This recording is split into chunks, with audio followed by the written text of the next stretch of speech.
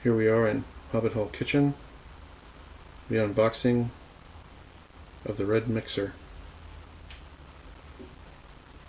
Here it is, the red mixer. Pretty, isn't it? We tried to get the one in Ferrari yellow, but Jen came home with this one in Porsche red. It's a 12-speed. Comes with a super fast stainless steel bowl, a mixing bowl, if you will. Today we're going to try a few experiments. It comes with a number of exotic attachments, such as this antenna. We should be able to get Radio Moscow with this. Here you can see I've bent back the head of the beast and attached to it a device that I believe is a dough hook. The mixing bowl is securely attached to the base, and we are now ready to move the head of the beast into its working position with a slight clunk. Before we add ingredients and test run the motor, there's one more thing to do. Remove this piece of plastic before use. And there you can see the shiny Kenwood label. Ooh. Shiny. I'm coughing. Well, the machine says it has a capacity for 600 grams of flour. That is 0.6 of a kilo of flour.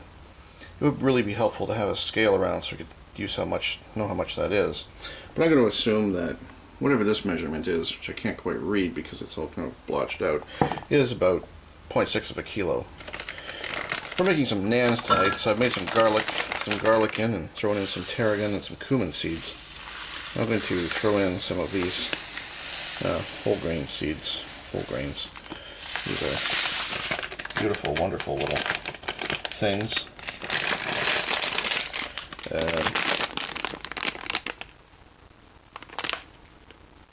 Quinoa, ancient Incan grains. They're wonderful on just about everything. Chewy, crispy, crunchy. Bread, I've never used them before, but I think it should be kind of interesting. So we'll see what happens when we throw these into the mixer. We're getting ready.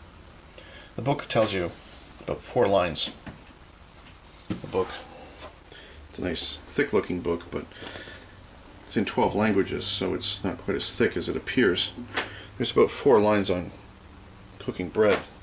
Essentially it says, don't overload the machine, add the liquids first, scrape the dough off the dough hook once in a while, don't run it for more than 5 minutes, and let it rest for 20 minutes between cycles. Some models come with a splash guard, this one doesn't. The book is very helpful in suggesting you start at speed 2 and get up to speed 4 with the dough hook. So I've thrown in some water and some seeds and most of the flour. We'll see what happens and start it off on 2. So here's the first time the engine's been turned over, and hopefully it won't splash too much.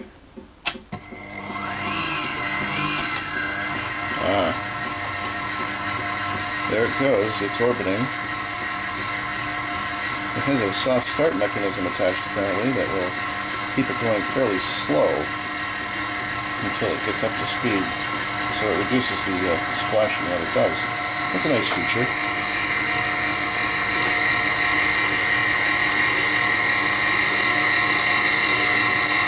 It's mixing nicely. You can smell the garlic.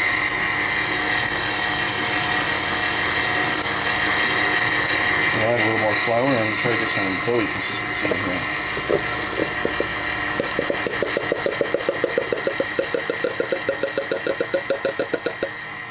Here's what I think is about 600 grams of dough with sufficient flour to bring it up a bit.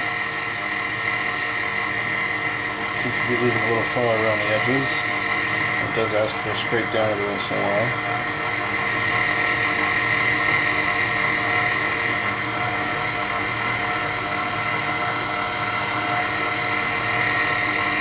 so far between it and myself, I would have been a lot further along in the mixing.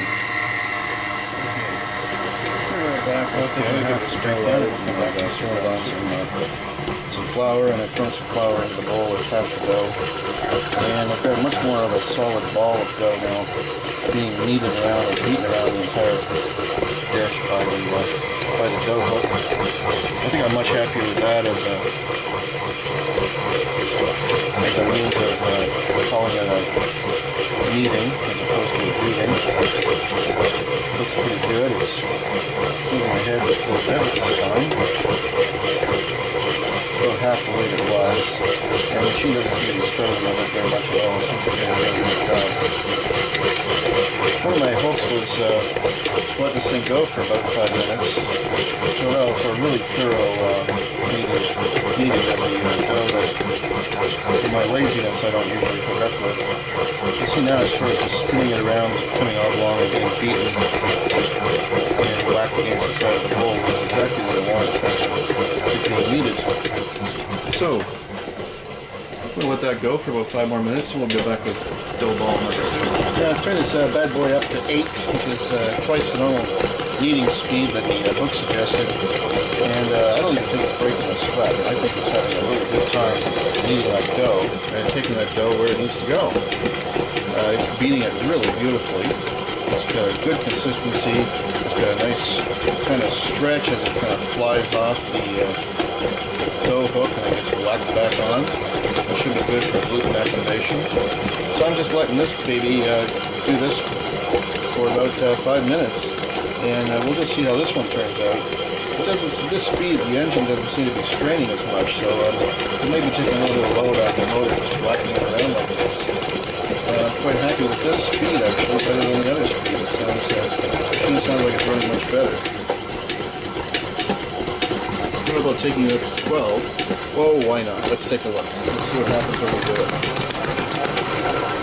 Wow. We got seems to be losing some of its integrity from time to time, and the machine has to slow down because it overspeeds. The dough surely is being whacked, though. I think this is a little overdone. You know, we got a little bit of shaking here, we got a little bit of movement. Take it back down to 8.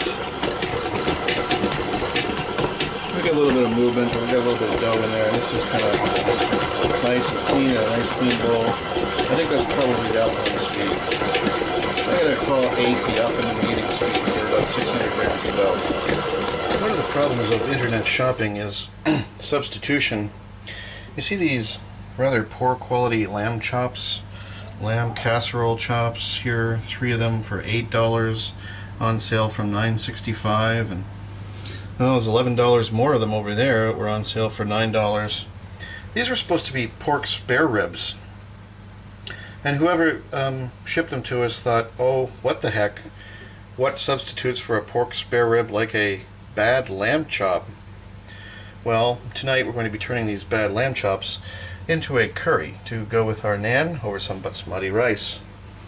Oh, we've got the big red machine out, and into it I've thrown some seeds and some grains and some chopped tomatoes, and to that I'm going to add some more chopped fresh tomatoes, some fresh chopped onions, and some leeks. The role of the machine, of course, is to beat them into a pulp and make them into a nice sauce. So the big red machine is our saucier tonight, and we'll see how that goes to making a slow cooking sauce. For the curried elements, I've combined in here some, of course, lots of turmeric, some Kashmiri chilies, some toasted curry leaf powder, some garlic, a pinch of cloves, and finally, of course, some cumin seeds, or ground cumin seeds. So we have a nice sense of a good curry, which should make a good curry, and that's got a little bit of flour in it from leftover from making the naan dough earlier. So we'll put all this into the big red machine, and we'll use the K beater to beat the heck out of There we this go. into a I've added about sauce. 150 milliliters or maybe 200 milliliters, almost half a can of water, half a Pepsi can of water or something as a relative measure. And it's got a nice, it's got a very nice texture right now. It's stirring around quite nicely. Been at this for about 5 minutes. And I think I'm ready to take that and transfer that to call that my curry base for tonight. And I'll be throwing in some lamb that I'll prepare on a skillet and defat, and we'll have a nice slow-cooked curry meal. So, well, here we have the lamb, and it is sautéing away, getting ready to be infused into the curry. And it looks pretty good, and if you can imagine, don't ask me what a chore it was getting the lamb off the myriad of bones and fat. But there it is, bubbling away, getting ready for the casserole. Well, I'm pretty impressed actually.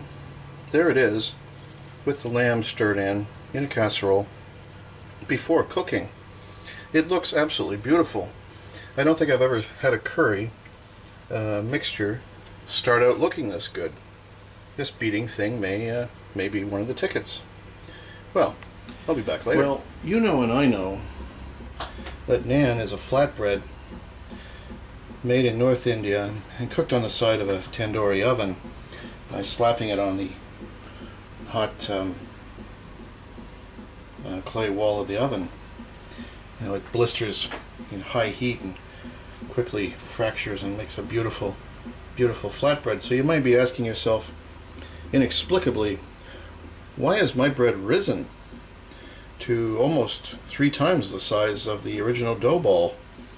You know, perhaps I put a little yeast. So let's call them yeasty naans, and we'll be making up a few to cook not on the tandoori, but yeah, just in the old frying pan there. But we'll see. We'll be back. Okay, so there's a few of my raw naans hanging around waiting for the pan to heat, or waiting for the curry to cook actually.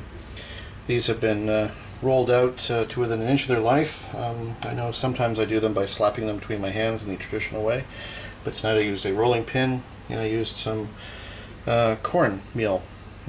Cornmeal is probably hardly ever used with naan, so you know, we're not exactly calling it naan anyway. When I say cornmeal, what I mean by that for my British viewers is maize meal, which is the native North American word for corn, except in Britain where corn refers to wheat and maize refers to corn, whereas in North America corn refers to maize and wheat refers to wheat. Some naan. They look absolutely beautiful. A little smear of butter over the edge. Got the fan going. In the pan they are rising and bubbling and crackling, just the way they're supposed to. Even with the yeast, I kind of think maybe the yeast is actually helping. It's looking pretty good. Of course, over here we got a little pot of basmati steaming away, almost ready there. And we'll be ready soon to take flip these 2 naans over, pop them back in the oven, and we'll be ready to start plating the dinner. Looking good. Just love these naans. I'm going to flip this one over with a knife. Whoops. Flip this one over. Flip this one over. When I have 2 hands, I just fly them in the air with the pan. But I'll do it with a knife, so I only have 1 hand. And we'll just blister up those bubbles on the other side. Working out beautifully. We've had one, we've tasted one. Absolutely gorgeous. Crunchy grain in there is absolutely beautiful. Good stuff. You can't beat it. Supper. A beautiful lamb curry with basmati rice and something that resembles naan on 2 plates for dinner tonight at Hobbit Hall. Thanks for watching.